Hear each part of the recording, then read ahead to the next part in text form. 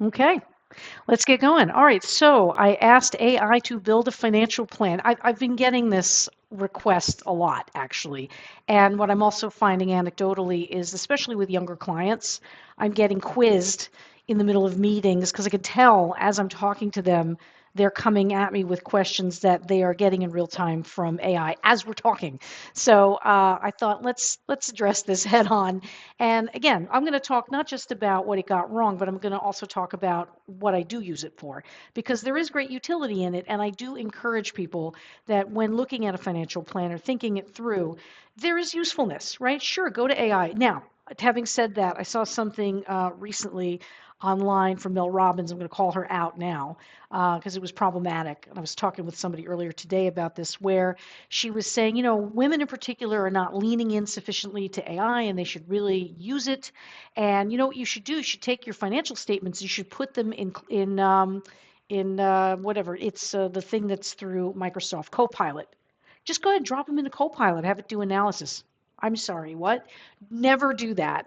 Never, ever, ever upload information to AI that has sensitive information on it, like your social security number or account numbers or anything like that. I know it may seem obvious, but I was kind of amazed that a creator would give that advice. So, caveat emptor, no matter what I say today, if you want to go test AI and do your own financial plans, do not upload private information. Just don't do it.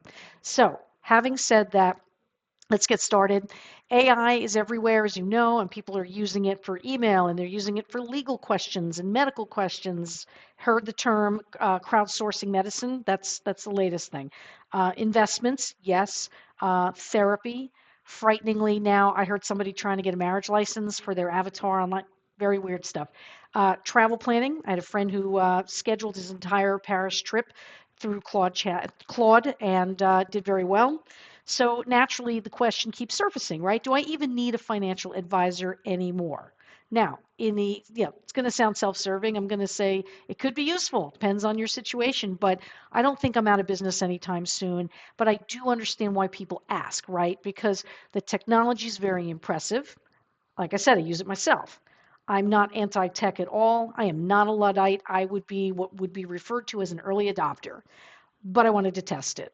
So I wanted to see what exactly happens when I try to do this. And because I apparently enjoy creating work for myself and embarrassing myself on the internet, I decided to do this publicly.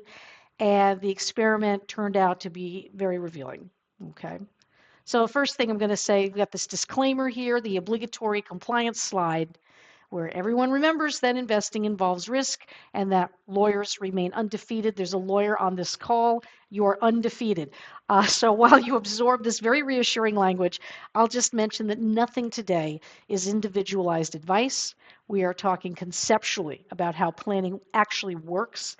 And this is not specific to you. Now, let's get to the real question.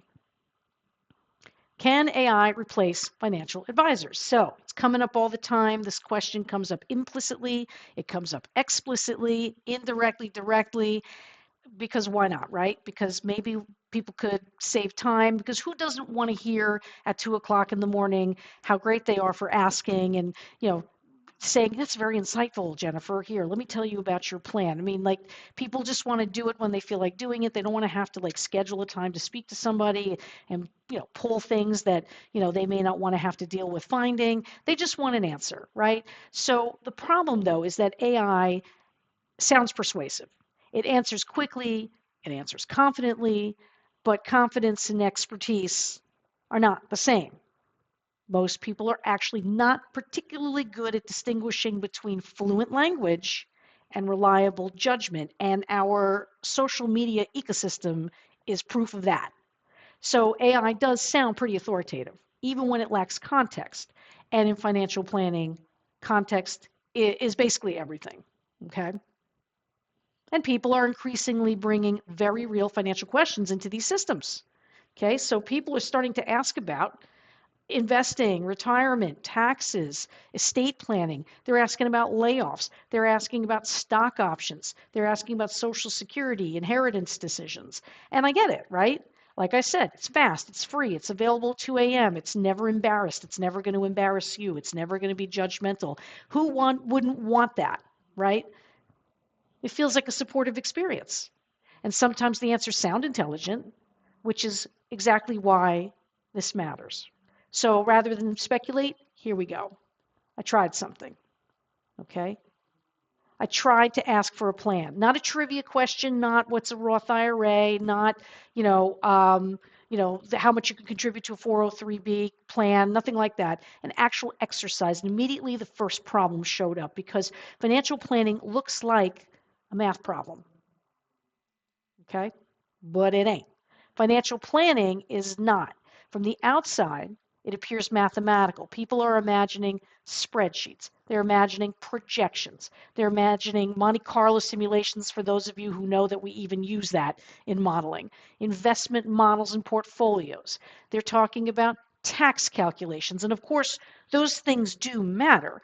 But after doing this work for many, many years, I can tell you, math is not the hard part. Judgment is the hard part. Sequencing decisions, evaluating trade-offs, timing actions, understanding consequences, dealing with very human behavior, and of course, adapting, right? Plans are iterative, and I'm going to talk about that later. Software can calculate, right? But someone still has to discern, someone still has to decide what matters. And that problem begins earlier than most people realize. Okay? So AI only answers the questions you ask, right? So you're going to give it a prompt. And I've been saying this day and night and day over the last few weeks as I was talking about this presentation. The people who are going to make it in this AI world are going to be the ones who know how to write a good prompt, okay? The quality of the answer depends enormously on the quality of the prompt. And most people imagine that the prompt looks something like this, okay? Here it comes. All right, let's go through it. I'm age 52. I've got 2 kids. I make X amount of dollars. I want to retire at 62. Age, income, the retirement goal, all of your account balances. Seems pretty reasonable, right? But that's not really enough information at all because planning requires assumptions layered on assumptions layered on assumptions. Okay. Anybody who's been on the planet for a while, and some of you out there I know have been on the planet for a while, you know that there's a lot underneath these different things, right? It's income now versus income later. It's optionality. It's, okay, do I want to retire at 62? Well, what is the difference if I retire at 67? What actually is impacted? What if I want to stop saving, but I want to continue working? I mean, there's all these iterations, right? So this generic question, can I retire between 60 and 65? It's kind of useless. And I do see creators online, and this I find very disturbing, where they'll say something like, can you retire with $1 million? How could you possibly know whether you can retire on $1 million without answering like 40 questions? How much do you want to spend? How much are you spending now? Is this $1 million today? Is this $1 million in the future? Are you going to invest that $1 million? Are you going to try to live off the income? Like, it just goes on and on and on. Okay. So it's not enough information. That's the bottom line. You've got to look at spending patterns. Where are you going to live? Do you even know where you're going to live? Tax assumptions. Again, where are you going to live? Some states are more tax friendly than others. This is why everybody goes to Florida when they retire. It's not just the temperature, everybody. It's because there's no state tax. And it's just an easier way of life for a lot of people.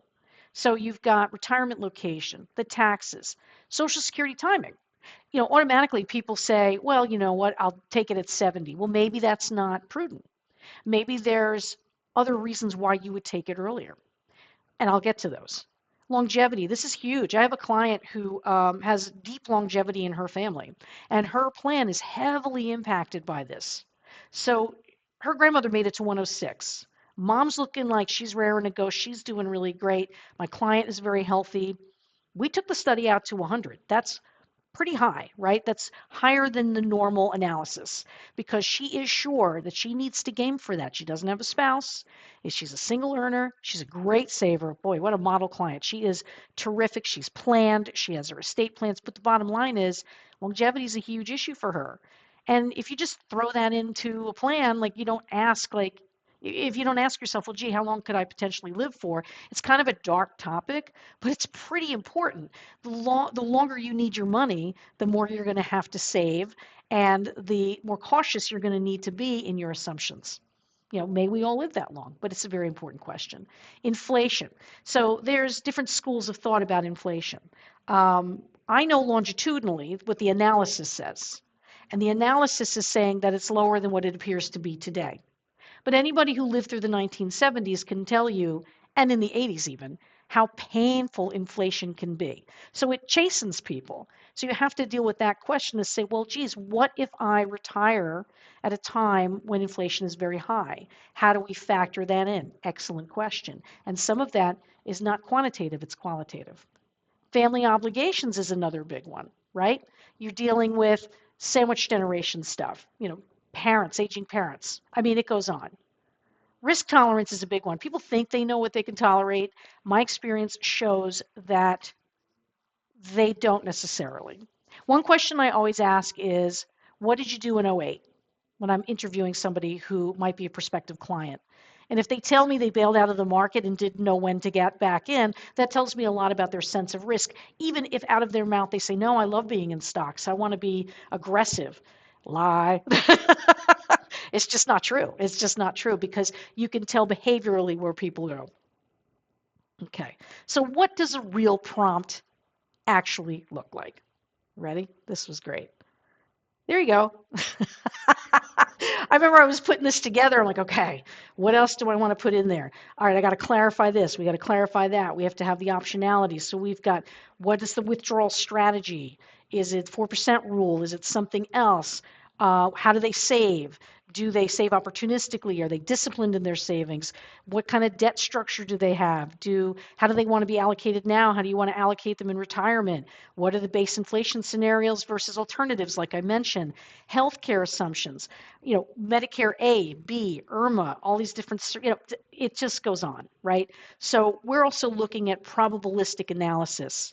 And if you see here, I don't know if you caught it, I had base assumptions and then I went to the prompt and went, no, wait, add, and then I added some more. So this should give you an idea of the starter kit for what you need for a solid financial plan.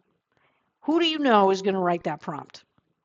Who do you know in the lay experience is going to write that prompt? Now, caveat, if you're 20 years old and you're just spitting, balling, and you're in, just out of just a sense of curiosity, want to sit there and do some AI-based plan or something, yeah, okay, sure, go ahead if you're 20.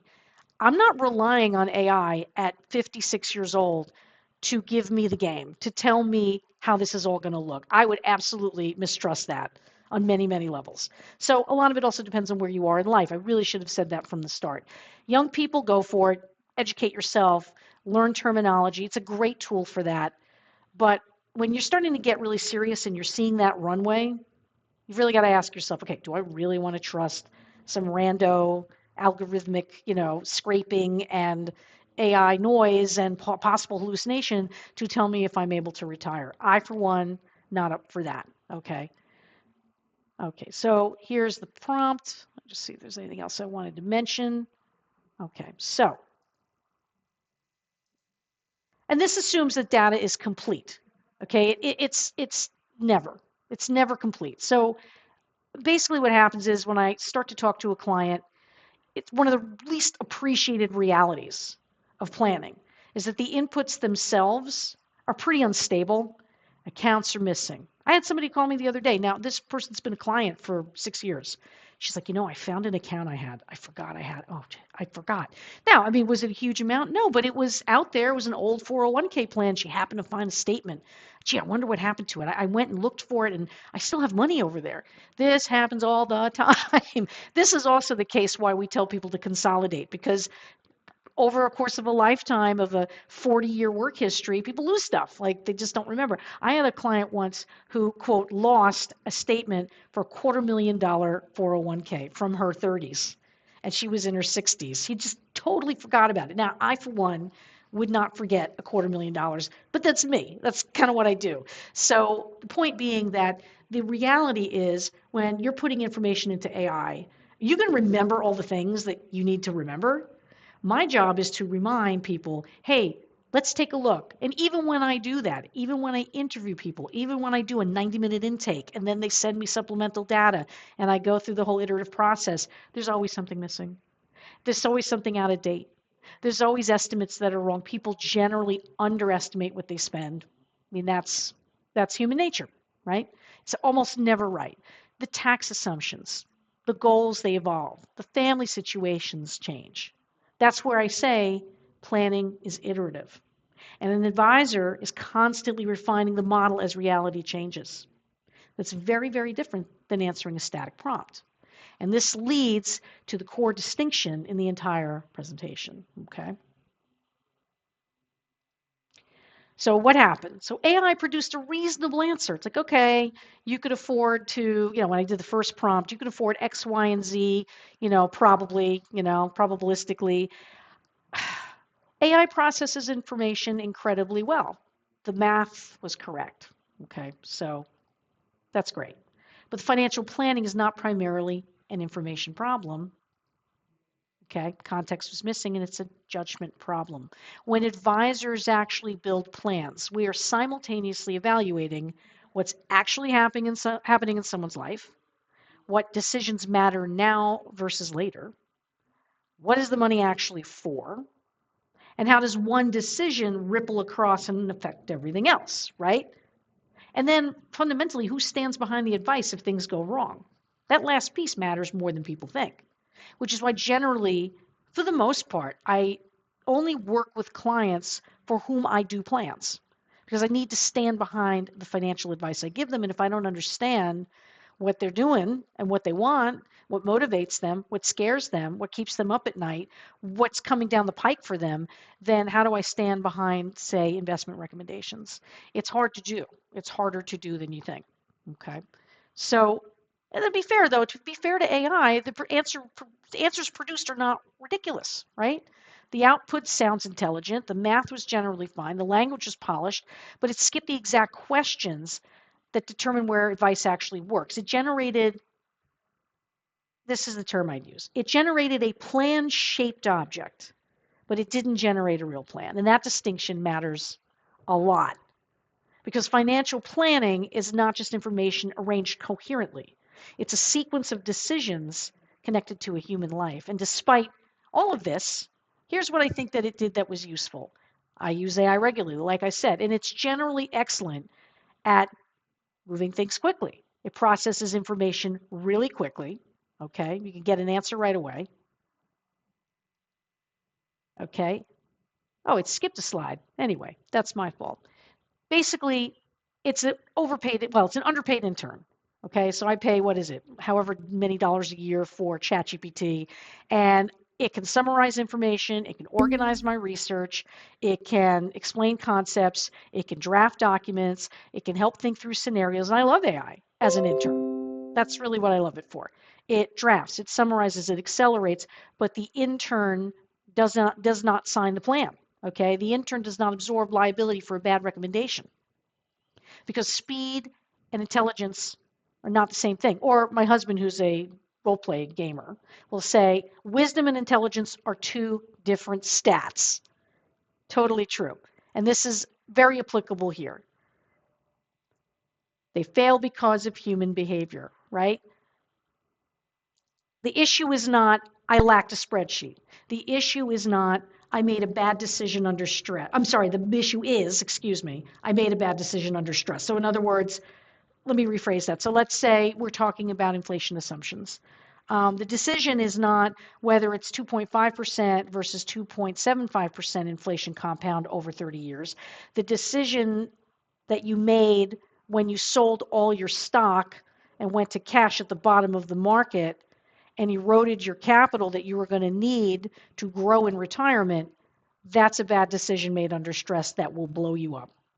That's the kind of decision that no plan is going to be able to tell you what to do and what not to do. And this brings us to the main point here in this slide, which is that plans fail because of human behavior. And what derails financial plans specifically? Okay? Panic selling. I just said that. That's a really good one. People panic. People freeze. People overspend. People compare themselves to their peers. That's a very popular one. I have a client who came to me because she was stay at home. She went back to work. She's making great money. She and her husband decided that they tried to, freewheel it on their own. But she was looking around at her neighbors and seeing that they had summer homes and they were going on vacation and they were doing this and they were doing that. And she needed the forensics to understand, why can I not spend like that? And the answer is she could, but at the cost of other goals. What she was really worried about was she was worried about the fact that she watched two parents have dementia and eat up all of their savings, and it chastened her. And so she was hoarding money, which in the end turned out to be, it's not a bad idea, the saving of that money, because she was dealing with two emotional issues at the same time. She was dealing with this question of, why can't I keep up with the Joneses? Why can't I spend more? I should, at this age, I feel entitled to spend more. But then she's weighing that against this other very real, very serious fear of not having adequate resources available in the event that she or her husband had dementia later in life. It's a really real fear. And so my job was to talk her through that and say, the lifestyle creep question, how important really is this to you, right? Overconfidence is another big one. Just, oh, it'll work out. I'll deal with it later. It'll work out. I'll have enough. There's a lot of data out there that says that's not actually true, and that's no way to run a railroad, right? Comparison with peers, similar to lifestyle creep. And again, AI can't see human behavior. Okay, it doesn't understand what's going to happen during a divorce or a job loss or caregiving years or an illness, or you're an entrepreneur and you want to dump money into your new business and you're going to take out a second mortgage. I mean, people do stuff like that all the time. If you're burned out and say, I just want to stop working, how's AI going to capture that? How's AI going to capture the fear of my client around her aging parents and watching them decline and burn all of their money?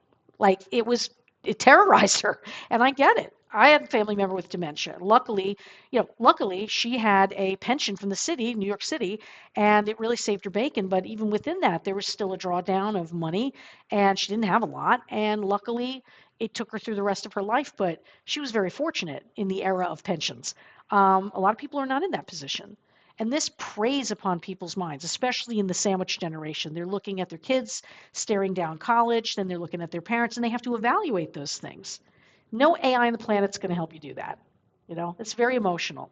Life does not unfold along straight lines. And financial planning is ultimately the management of uncertainty, not just the management of assets. And this right here is where human understanding becomes very difficult to automate. Very difficult. So as I said, most financial questions are trade-offs. Okay. We're talking about, do I put more away to hedge my bets about, being old and sick, or put more away or spend less in retirement because I think I'm going to live to 100? Or conversely, do I know that I don't have longevity? So maybe I should take Social Security sooner because I don't think I'm going to make it to 90. I really don't. Like, cancer's all over my family and everybody dies by the time they're 80. So, YOLO. Why postpone joy? Like, these are super serious questions.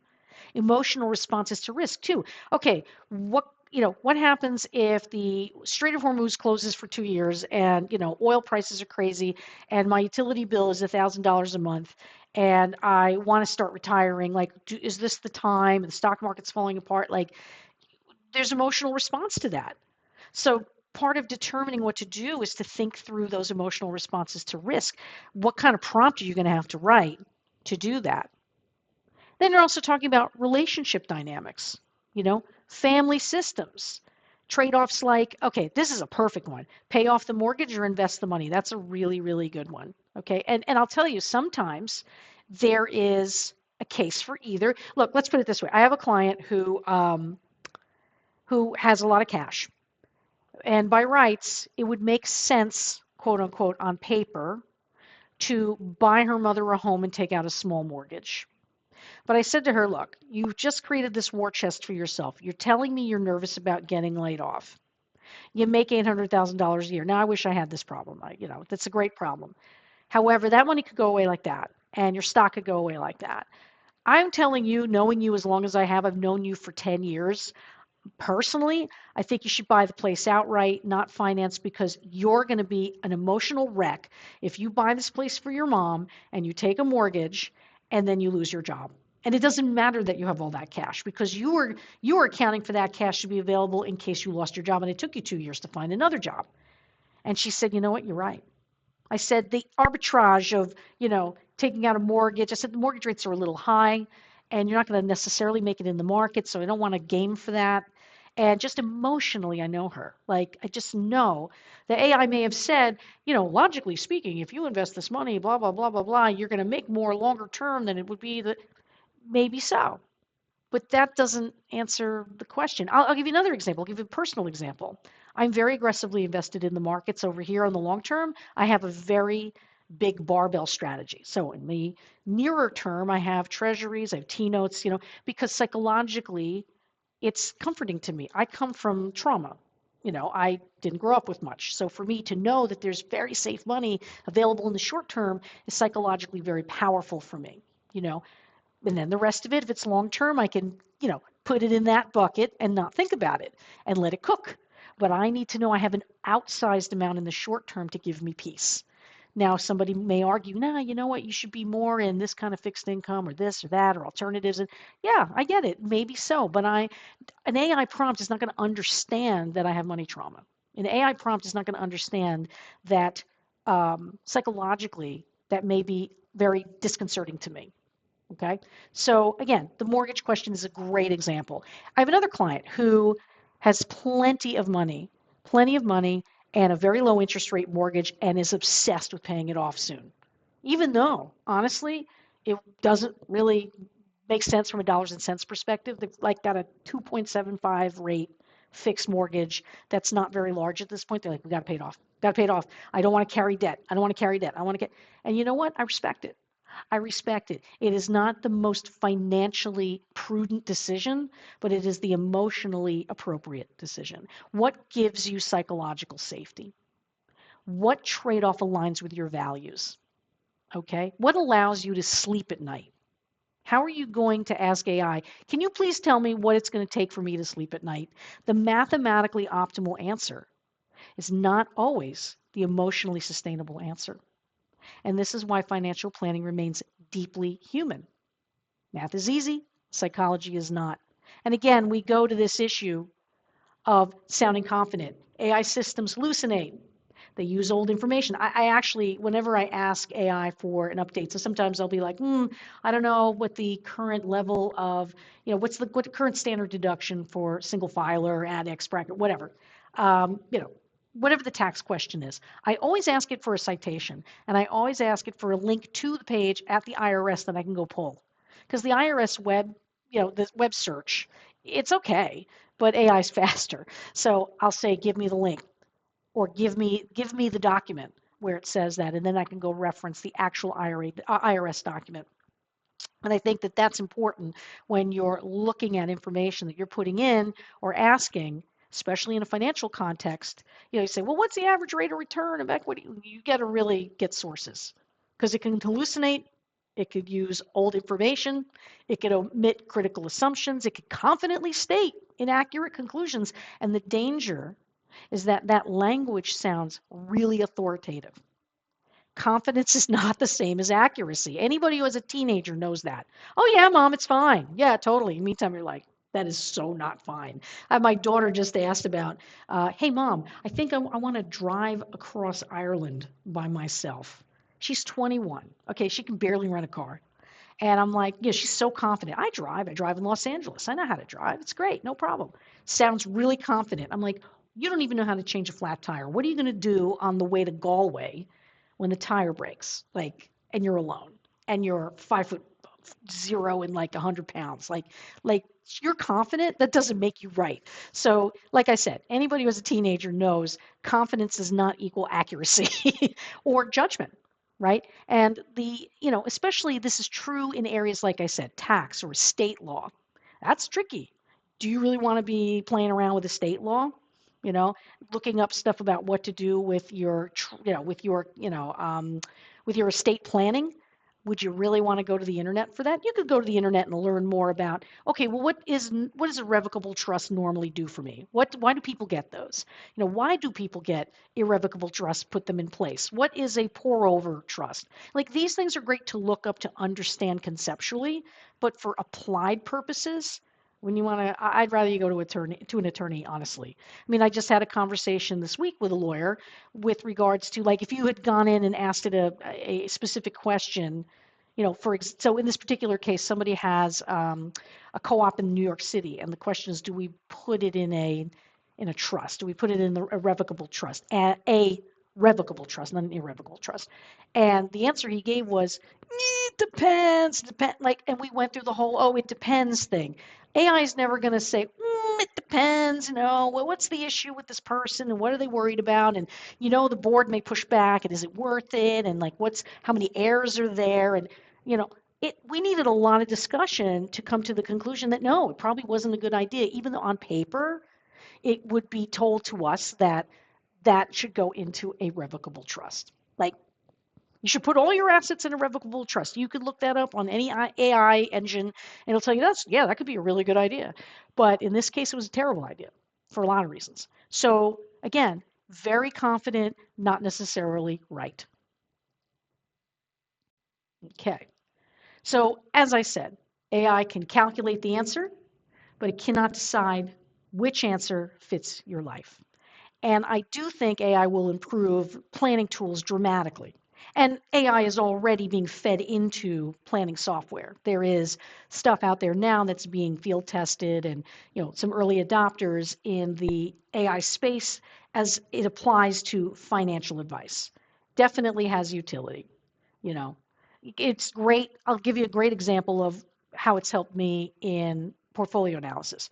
If I do an output, no specifics, no client account information, but just a clean output in an Excel spreadsheet, and I want to get a calculation, go under the hood of what they're holding a bunch of ETFs, for example. Okay, how much is actually in developed international? Give me a weighted percentage of the overall portfolio, and then tell me where it is. So I could look up all these individual securities, or AI can tell me, oh, in this ETF, it's X amount of weighting, and so on and so forth. That's handy. Like for me, that's handy because then I can more finely attune asset allocation. That's pretty nice, right? Saves a lot of time, saves a lot of lookup time, but I'm not going to use that as a judgment call on how much international my client should hold.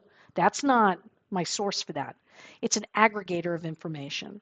It's not going to be relevant to my client if my client prefers, US for some reason. Oh, I think international is going to continue to do poorly, whatever. I mean, I'll have the discussion with a client. I'll give my best judgment to a client. Ultimately, it's for them to say, but AI is not going to replace my judgment. It's going to help me get the data so I can present the right data. So I do think advisors will use it, but the future is not human versus machine. Okay? The future is machine speed plus human judgment. And that combination is incredibly powerful. And ultimately, what people are really seeking is not just information, they're seeking interpretation. They're seeking prioritization. They're seeking perspective, accountability, wisdom under uncertainty, and this remains deeply, deeply human work. And yes, for the record, I did ask ChatGPT to write its own retirement plan, and it retired immediately. So let me open it up to some questions. Okay, let's see if there's any questions coming in here. All right. Oh, nice. Okay. Oh, okay, good. Okay. So first question is, do you think AI changes what clients emotionally expect from advisors? Absolutely. Absolutely. There's an immediacy. Okay. There's an immediacy expectation. There's the always on answer. Like, you ready? Can you tell me? The expectations are going to be that friction is reduced or that there's more reassurance, that I can sort of offload authority. I don't know how to explain that clear. It's sort of like, asking me for verification through externalized sources like AI.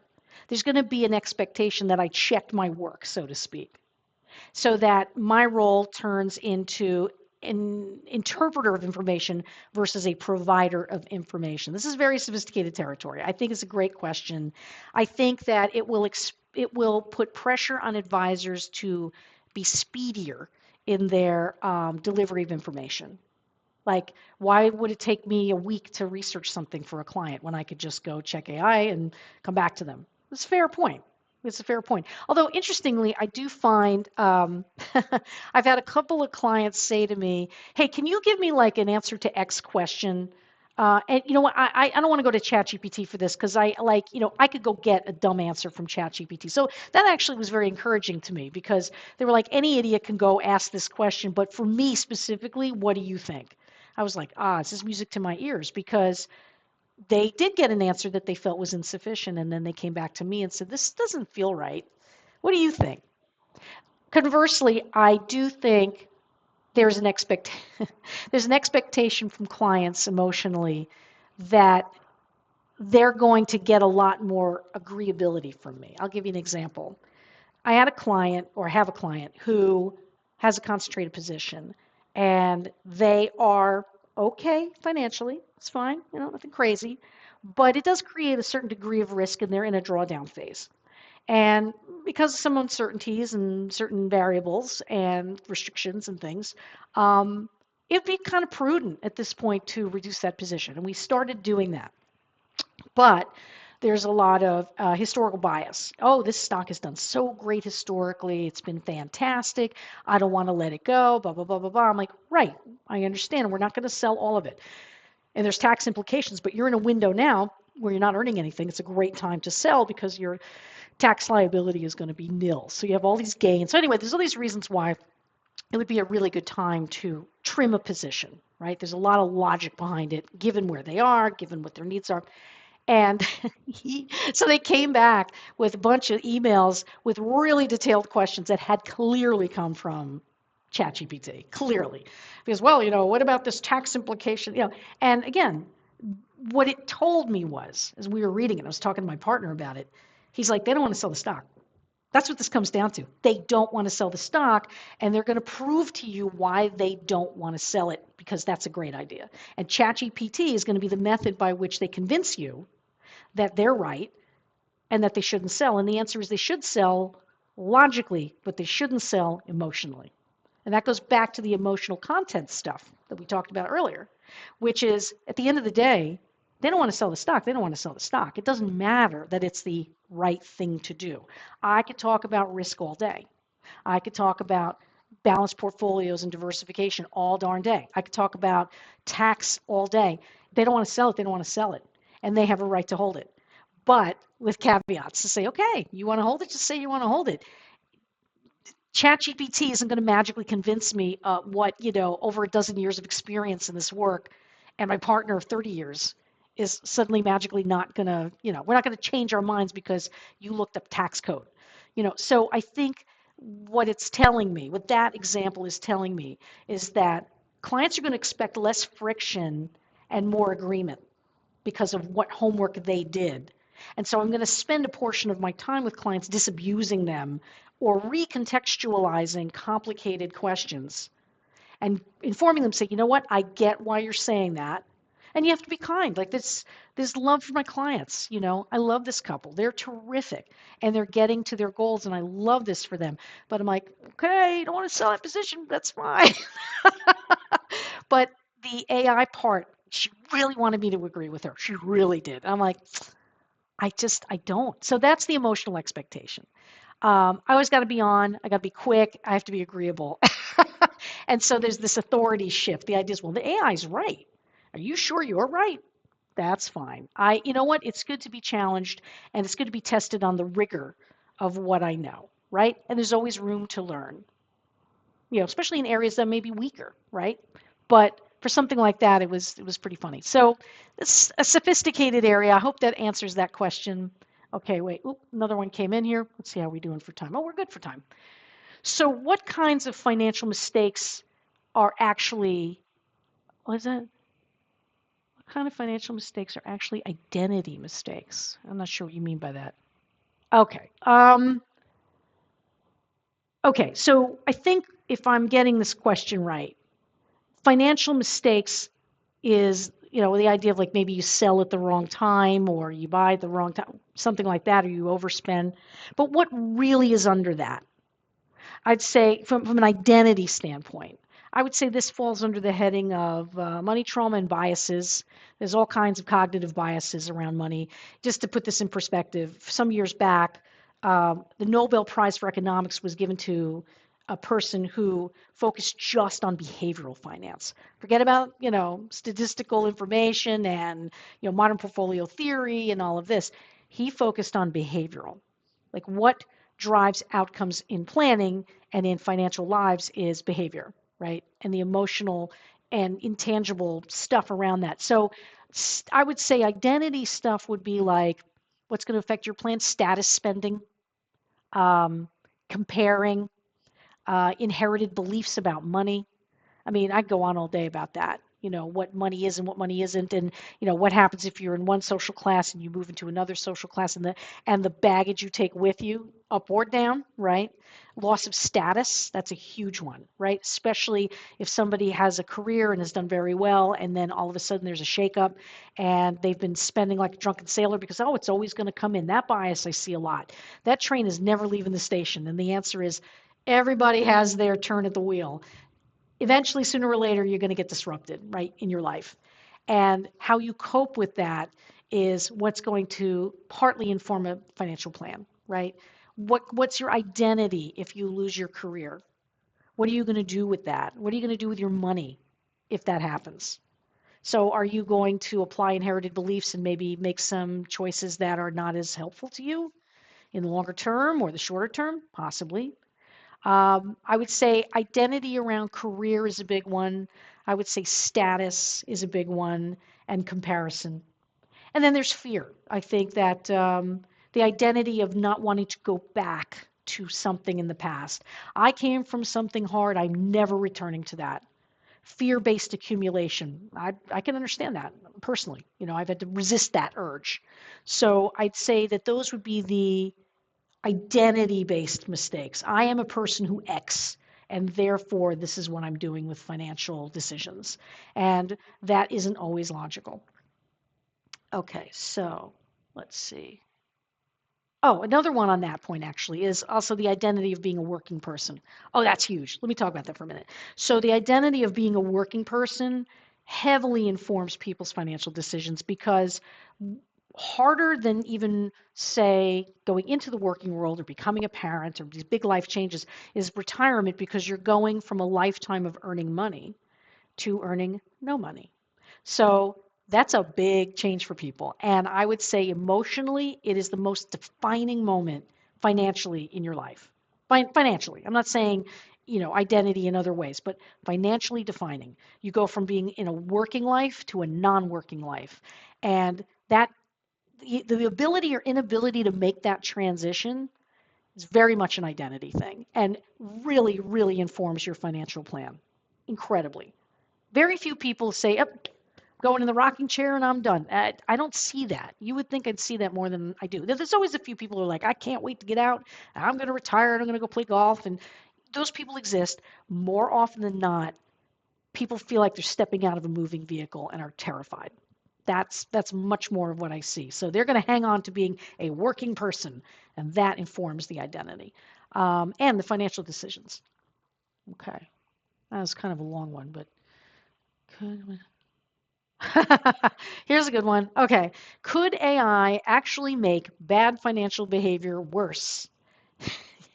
Yes, much like I said earlier, it sort of touches on the stock thing, confirmation bias. Another one is doom spiraling, right? It's like doom scrolling. Like, if you load a question into AI about like all the bad things that can happen to the markets, Strait of Hormuz, if it's closed for 2 years, like what should I do with my stock? And then it'll give you these scenarios that we don't know probabilistically how you're weighting them, and they could drive you to decisions that are really problematic, like preppers, what I mean? Sell everything and go into gold, I could get a lot of that. And I guarantee you that some of what I'm getting with that when things are really scary and the world is pressing upon all of us, I'm sure is heavily researched in ChatGPT asking things like, well, what if this happens or what if that happens? And it confirms people's fears. It's mirroring the questions you're asking, and then it's leading you to conclusions that may or may not be helpful to you. Over trading, that's one I would imagine would be, you know, it's encouraged in social media and influencers for sure. Day trading people, day trade bros. I've talked about that before. I had a webinar a while back in the fall where I talked about red flags on social media and things you should not do. And trading bros are one of those things, and AI can inform that too. Trying to capture and optimize, and AI could encourage strategies. So you can get confirmation of strategies that are not necessarily great strategies, but you're asking, okay, I'm going to give you an answer. Um, Endless optimization. This is huge, actually. Actually, as I'm saying it, endless optimization. So there's a species of person, and sometimes I suffer from this, where you're like at the edges, tweaking and tweaking and tweaking your plan and tweaking and tweaking. And I would call it an anxiety management mechanism. And that one of the things that AI has a very hard time discerning is materiality. What changes are really going to impact your plan? Like what key decisions, if you could boil it down, are going to impact your plan? Timing of when you stop working and how much you save, and you're investing to some degree. If you're not invested at all, you tend to blow yourself up because inflation's just going to eat your money. Um, but within that, there's a lot of variation. What are your income sources and so on. But the point is that optimization around the edges. Well, what if my tax rate is 22%? My effective rate. What if it's 21%? Like people can get themselves in a froth about optimization. And I'd say that 9 times out of 10, or maybe 99 times out of 100, let's be even more refined on that, that the optimization stuff is less useful, and generally what people focus on is not as impactful as the core challenge of saving for goals, which is saving. Like that's the hardest part for people. Or as I'm fond of saying, when you talk about optimization of portfolios, sometimes I'll just say, like, look, how about we get stocks, bonds, and cash right first? Then we'll worry about the other stuff. If you could get those 3 things down and properly attenuated to your needs and your goals, if you get that part right, that's 90% of it right there. Honestly, just getting those basic things right. How much gold, how much real estate, how much this, how much that. I mean, unless you are managing a pension fund or a college endowment, these things are not as material for most people. And besides, a lot of people's wealth is tied up in the equity of their home anyway, right? That's a whole other issue. So optimization, financial anxiety, I would say these are the kinds of things that AI can contribute to and make behavior worse. Okay. AI can produce the illusion of control. That's really what this comes down to. AI makes you think you know, and there's going to be a lot of unknowns. And it's not like I know better. It's just to say I'm aware of the unknowns. I can point out where the potholes are. I'm not saying that I can make them go away, but I can say, oh, wait, go around that pothole, whereas AI won't even tell you it's there. It won't even, oh no, there's no potholes here. It's fine. Your whole plan is sound. Meantime, I'm like, you do know over there in the corner, you're about to run into you're about to run over a deer. Like, you got to be careful. So I would say that's just something to really focus on when you think about AI as applied to planning. AI can produce the illusion of control. That's a huge issue. No, that window, go away, window. Okay. So let's see. Any more questions? How much time we have? Okay, we got a few more minutes here. Oh, this is good. How do you know when a financial decision is psychologically right, even if it isn't mathematically perfect? Okay, that's a great question. Thank you. First thing is sustainability. Okay, can the person adhere to the plan? Is it, if you're constantly fighting an uphill battle with a client, that means the plan's wrong. Period. Period. If a client cannot adhere to the plan, it means the plan is wrong. It doesn't mean they're wrong, it means the plan is wrong. And sometimes it means there is no plan. And sometimes it means it's not a good fit client. because they don't want to adhere to a plan because they don't want to deal with the reality of their situation. That does happen. It's pretty rare. Most people, by the time they're talking to me, want help of some sort. Otherwise, why are you here, right? So oftentimes it's just more about like saying, okay, look, are you not able to save this much? What's going on in your life right now that is making this behavior happen? Because you're saying you want X, but you're not doing that to get to the goal. We talked about this. So one of the things we do as advisors is we create an accountability framework for both the client and us to do periodic check-ins to say, okay, here's the mandate. Is this still the mandate? Are you doing the things you need to do to get there? If not, why not? Right? So I would say sustainability lets you get under the hood whether or not something is psychologically working. So in other words, let's say, for example, I had clients the other day, actually. Lovely couple. They can't save. The money comes in, the money goes out. The money comes in, the money goes out. And I said to them finally, I said, you need to decide whether or not you need a planner. You have to decide if you need an advisor because right now I'm a bank and you're not getting the value of working with me. And I can't help you because whatever it is you're trying to do psychologically, what's happening with you, sustainability of your plan is not important because other things are taking precedence. So it's a decision point. So do you want to raise its level of importance or would you rather just like go the way you're going? And it's because their plan is not sustainable. Why? Because I know the client. The client is very YOLO. She wants to do everything she can for her children. And I'm not judging any of this. That's just a fact. She wants to throw lavish parties. She wants to live in the now. She wants to have the experiences because that's what matters because you never know what life can bring. And there's some trauma in there, right? She doesn't want to miss out. So a lot of resources that could be saved go into the kids or they go into vacations or they whatever, right? Point being is that she can't sustain a plan because psychologically something is going on. And you got to get to that. Another way I can tell when a financial decision is psychologically right, even if it isn't mathematically perfect, is there's emotional resilience. This is very true, very, very true with down markets. When I'm dealing with clients who are watching the markets, when they say, "No, I'm good. We've planned well for this. You've met all of my objectives around my psychological need for safety." I mean, they don't say it in these terms, but when they do say that or they say something like it, then I know I've done my job because they can sustain a plan under those conditions. And look, is it an optimal plan? Let's go back to that for a minute. Psychological safety and sustainability of a plan does not necessarily equal optimal plan on paper. It doesn't, but it doesn't matter because you have to live day to day and be comfortable with where you are. As long as you understand the trade-offs, is AI going to explain those trade-offs to you? So for example, let's say you're like, look, I got to be able to have a vacation once every 2 years with my kids. And I know that means I'm going to blow 30 grand every other year. And I know that's going to affect my budget, but I'm okay with that.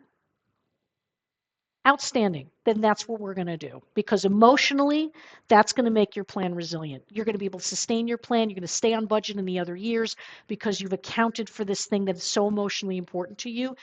Emotional resilience is what makes a plan successful too. Okay, so that is really, really important. I would say, and and the thing is, maybe they could use that 30 grand every other year for something else, but that's emotionally they need that, and you need to bake that in to make the plan successful. If you tell them, no, you can't do this, well, first of all, it's not my job to do that. But I think that the financial decisions that people make and the trade offs they make, they can generally live with if they really understand the impact of them. They say, you know what? All right, that's going to cut my budget back. That's all right. That's worth it to me. Okay, that's fantastic. Sleeping at night. I mentioned earlier about a barbell strategy, stock and cash equivalents, and all that. Um, it Sleeping like a baby is huge. Financial decisions may be optimal, but they may not let you sleep at night.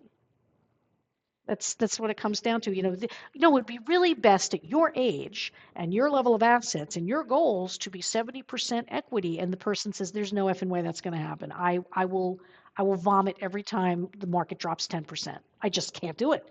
You know what? You have to respect that.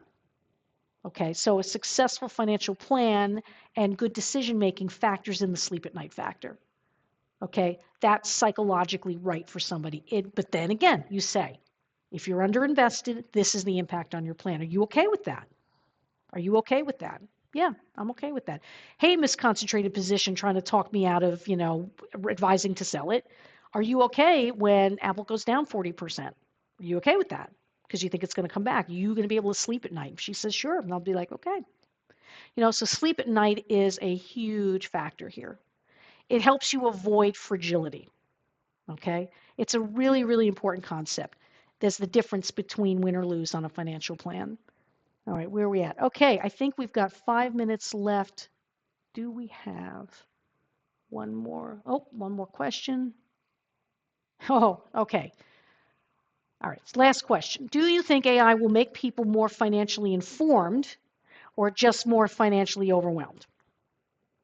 Thank you. Good question. More overwhelmed. That's an easy one. Okay, that's quick. Too much information. It's the tyranny of choice.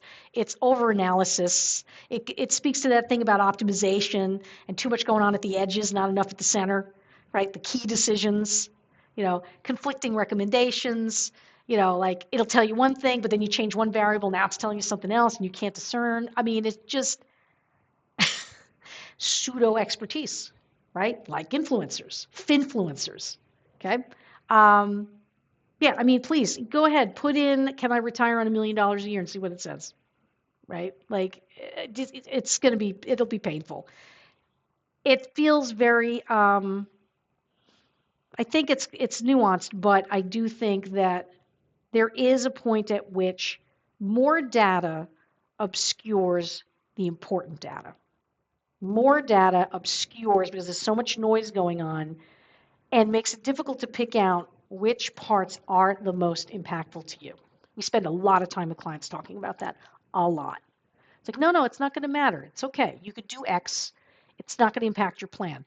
And again, I'm going to say one last time for those in the back, if you didn't hear me, plans are iterative. So you're gonna have to go to ChatGPT 16 times, to figure out like, okay, well, what about this variation?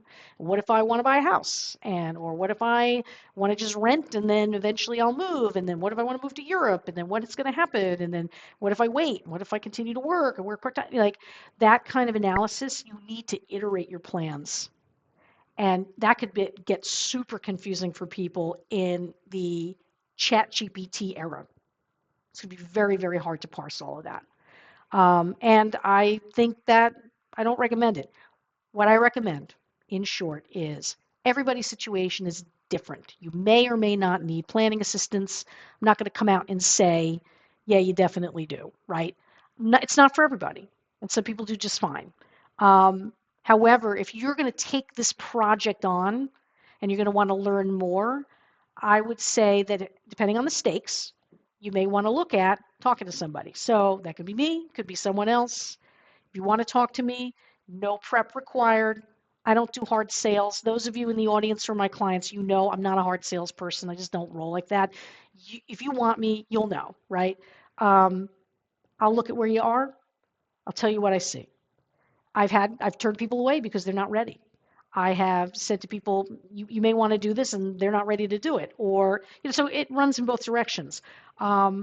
I think that it's very important that you take AI for what it is, which is data aggregation and definition, and you act accordingly. And do not hang your hat on it to tell you to be a crystal ball gazer and a fortune teller and tell you whether or not you could retire at 62. Ill-advised. So with that, I conclude my talk. Thank you so much, everybody, for coming. I really appreciate it. I hope that you found this useful and informative. If you have any questions, you can go to the website, go to the contact page, you call our main line, you can schedule time with me. I'd be delighted to get acquainted.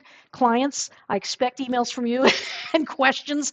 Jen, I don't know if I'm ever going to a webinar again. No, I mean, I, of course, always welcome my clients' questions and concerns. I'm here for you all the time. And love my clients, and thank you for challenging me with AI and asking me great questions. And when I told you about this webinar, I went, yeah, I'm totally going to go to that. That's awesome. So thanks again, everybody. I'm going to give your day back and hope you had fun and hope to see you in the future webinars that are coming up. Take care. Bye-bye.